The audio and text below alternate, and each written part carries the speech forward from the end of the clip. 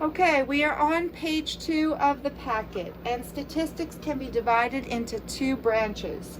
There is something called descriptive statistics, and it uses numerical or visual techniques to summarize or describe the data in a clear and effective manner. The population is a collection of all the individuals or objects of interest, and a parameter is the number that describes a characteristic of the population. So on the very top, all right, because at universities they can easily generate the average GPA for a class. So it says the average GPA at Stony Brook is 3.84. This makes Stony Brook an extremely competitive for GPAs. Okay, and look, if you look at the bar below, extremely competitive is on the high range for all colleges. So basically, instead of showing all the data like we showed on page 1, someone already summarized all the data, and it gives you a good idea of how people are doing. There can't be that many people on the low range for the average to be all the way up there, because then the university would have very low and extremely high to average out. So most people probably hover here, with a lot of people on the right hand side above 3.84. So we'd rather look at this than at page 1.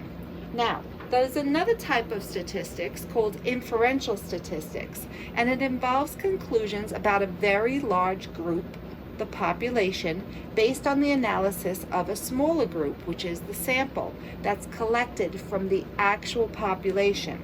A sample is a proportion of the population that is selected for the study.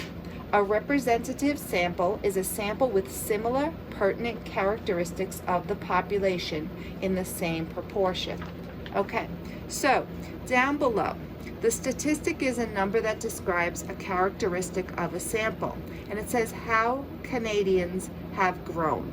They can't possibly go into the records of every single Canadian and actually calculate this from 1914 to 2014. They might not have all the records. People move from place to place and whatnot. So they took a sample population, which means it can't be all from the same community, all right, because maybe in that community there's a lot of relatives and they're actually on the short side.